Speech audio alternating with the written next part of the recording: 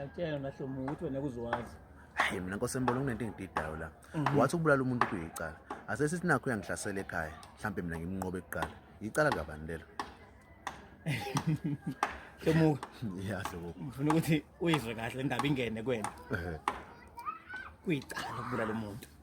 Kanjani manje? Kuyena ongihlaselayo. Ngifuna uyibambe kahle. Nabantu angifuni badide. Yeah. Ukubulala umuntu kuyini kuwena? Kuyicala. Ngiyasho nje kodwa. Okay.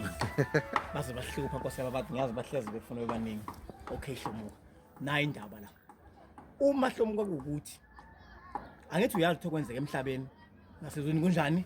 Kuyenze ingakho abantu abapostoli okuboshwa emhlabeni nasezweni kuboshiwe. Engabe mhlawumbe kubeze beshayela lovangeli labo. Yeah. Onqotshwe emhlabeni nasezweni kunjani? Kunqotshiwe. Yabona emhlabeni Hlomo, wenza umzekelo. Uma ngase kube ukuthi nje manje unesibhamu somthetho. Yeah. Unomuzi wakho. Bese uthunywa mina ngungema tshwanza ukushaya.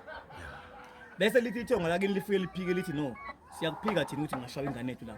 Mhlawumbe uthi ngizokulimaza ngudubule kanje emlonzeni Hlomo. Mhlawumbe ungibambe ngamandla ugcina usungiphuce sami isibhamu ngidubule. Ukufika kwamapholisa ufike kuthathe. Ekuthathela ukuthi wenzeni wena? Wenza icala. Yeah. Kodwa mase ethola kahle istory esesizwa kahle ukuthi no lo muntu ubenomngozi benze kanje and bese wadubula lo muntu lo wamdubula kanje emlenzeni. So lo muntu bevikela yena nomndeni wakhe. Usho ukuthi wena umuntu osengeza unjani awuseze ukugwetshwa. Sekuzoba nendlela enziwa ngoba lo muntu kuyavela ukuthi ubenjani ube ingozi kwena. Kanjalo kuma usumbulele kuyicala. Kodwa ngalesikhathi umndeni wakhe uthi uyahambe wenza ireport kowakini. Uyafika owakini Hlomo ukuthi umndeni thina bese ngeke sivume ingane ethi izobulawa kithi egcekeni. Ingane yenu iyona ibihlasela umuzi wethu ngesikhali. Isivuka lapho ke indaba uthi kweziwa kanjani kuyamiwa kulindwa wena mhla wakho kuphela. Yazi umuntu okade washona Hlomo ngesikhali. Umuntu omshayela usaphela namaye usamlindele lo muntu akenziwa lutho ulinde ukuthi kuze kufikene. Kunjalo Hlomo. Bese yamiswa lindo. Ushaya impilo yakhe ihamba mhla phela kuphele. Udlule emhlabeni. Uma ufika ngale komkhulu ufika nangu lo muntu. Ayasho indaba.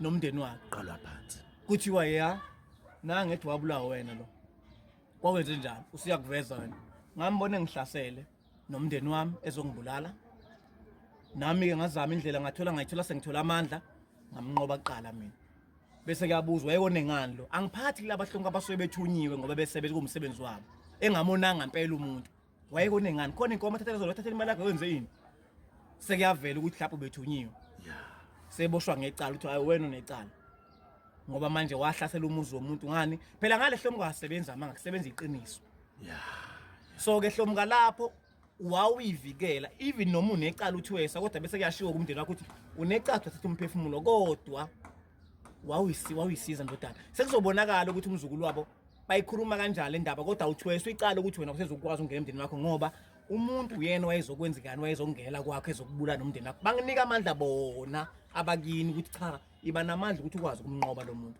iba namandla ukuthi umuntu akwazi ukubanjwa amaphoyisa aboshwe ingakho isikhathi ukuthi uyenza ukuthi abantu bafike bathi bazama isigameko emzini womuntu baboshwe ngoba usesikhathi ukuthi aminye imizi ayifani Hlomo kinamandla uzothi uyazama ukuthi ngebhadi vele kulunga izinto zakho umuntu ubanjwe uboshwe noma ubulawe uficala egcikeni kwakhe sekuyasho ukuthi ubehlasela nazi nekhali zakhe sekubeka konke into lapha sayabona amaphoyisa lo muntu athi beyiprotecta nomndeni wakhe usebekwica lo boshiwe ke manje na usejika kuba necala amika lo oshonile ujika kuba necala Hlomo ngisho senjani eseshone njalo ingakho namhlanje kukhona abantu ababaziboshwa awuthola ukuthi ngisho sebeshonile bancwatshe emgodini beboshwe kanje akade befunakala befaka ozankosi befakwe phakathi emgodini ngoba sokucala ukuthi basenecala vele noma sebeshonile lawo bantu labo abanye babo so uma uthi wena ubuyivikela umuntu ezokubulala kini wakwazi ukumnqoba qala lapho ngisho ukuthi ubusudubulekini unalo icala ukuthi ubulele kodwa uzokhulumeka ngoba wayezokubulala lizokhulumeka ukuthi wena uzongena emndenini wakho uyothi bese kuhleli phansi ukukhuleka kubona ukuthi wena oba nani waba nephutha